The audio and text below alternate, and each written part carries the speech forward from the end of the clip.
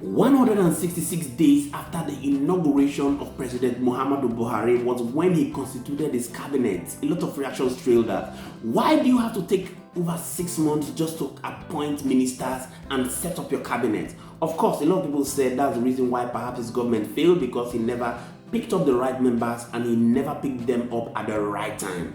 Now, records also have it that President Obasanjo in his first tenure took 6 days just to appoint his cabinet by sending ministerial nominees to the State Security Service and the Senate for approval. And in his second tenure, it took him 25 days.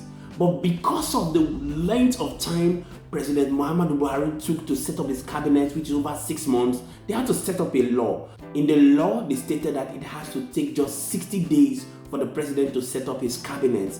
Of course, this is just over 40 days after the inauguration of President Bola Ahmed Tinubu, and he has sent his ministerial nominee list to the State Security Service for them to vet the members and screen them before it's going to be forwarded to the Senate. But the question here is, who is going to be in the list? A lot of speculations have come up. A lot of people have gone ahead to say there's going to be about 5 ex-governors in the list, but people are speculating. Why do you have to go back to use the same old breeds? Over 42 ministers are sent in the list and 20 special advisors to the State Security Service for screening. Why do you have to go back to use the same old breeds? Is the ministerial position actually a retirement ground for governors? And we're going to be looking into that in a jiffy, and we're going to be jumping to hear from Barrister Fred Nzako, who will be giving us updates on what you should be expecting from the ministerial nominee list. But do well to stick around, because I'll be back to also wrap up the video. My name is Moses.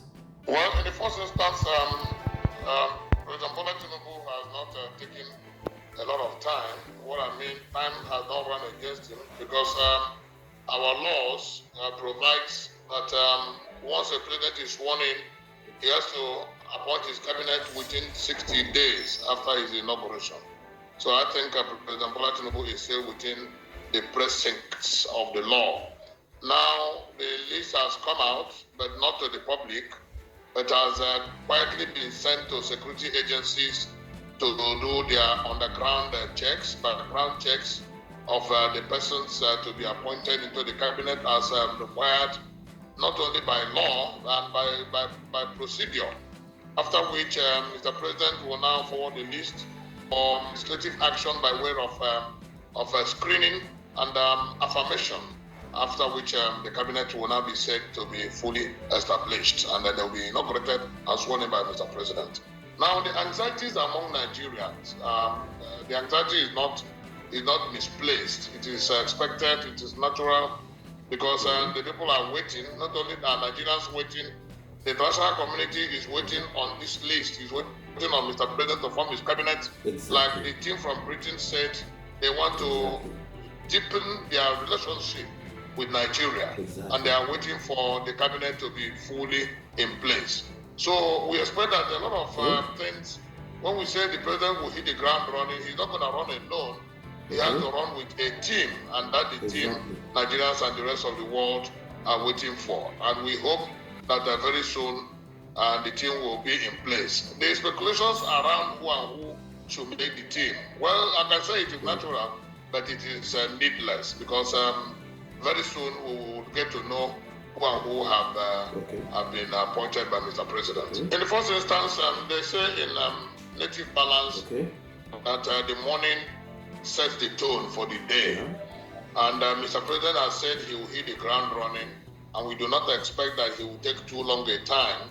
And like he said, rightly said, he still has enough time within which to appoint his cabinet. One of the major failures of the past administration, Buhari administration, was his confused state of mind with respect to appointment of his cabinet, where he took over 6 months before he could form his cabinet, and that is what has informed the amendment of the Constitution and our laws, which has made it reduce the time frame, make it a legal issue, so that 60 days the president must appoint his cabinet. Now, the issues about who should be there.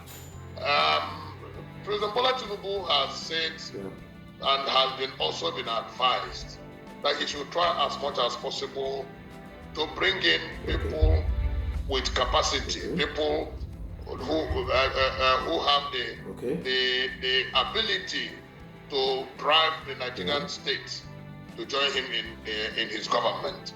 And in doing so, he has also been advised to look beyond his immediate political party. And there are reasons for such advice. One is to ensure that there is unity of purpose as a result of the nature of this immediate past election. And then when we talk about government of national unity, that is where the angle from where the advice is coming from, such that he will look beyond his political party, so that this concept of winner takes all will be minimized, and then other political parties, members of other parties, members who are not people, Nigerians who are not even politicians, the ones you call technocrats, those who are very knowledgeable and passionate about Nigerian development, should be brought on board. In which case, Mr. President should go beyond only appointing politicians. Yes, a politician can also be a technocrat, and a technocrat can also be a politician. So the line between politician and technocrat is not very wide. It is not a broad line, and it's not very distinct. But what is most important is that there's a wide line between merit and mediocrity. There's a wide line between for somebody who has the capacity to achieve a particular result and he who does not. And we urge Mr. President to appoint people, men and women, who have that capacity. And above all, the passion for Nigerian development and the passion for the welfare of the people. A man or a woman that has capacity but is not passionate about the welfare of the people may not be the kind of person that we expect to join this cabinet. Because the Nigerians have suffered a lot in the past 8 years, a great lot. And the signs are not very bright that the suffering will stop, except if you appoint people that have passion, people who will not be inordinately greedy, and people who will not put their hand in the cookie jar, people who will not embezzle money, and people who will allow the money of Nigeria to work for Nigerians. These are the kind of people that we expect Mr. President to appoint to his cabinet, and not people who will never be satisfied by whatever they have. So it is not just a case of appointing members of the political party. You have to look at men and women who are passionate about Nigeria, who are passionate about the welfare of Nigerian people, and who want Nigeria to move from the level where we are today to the level where we want to be.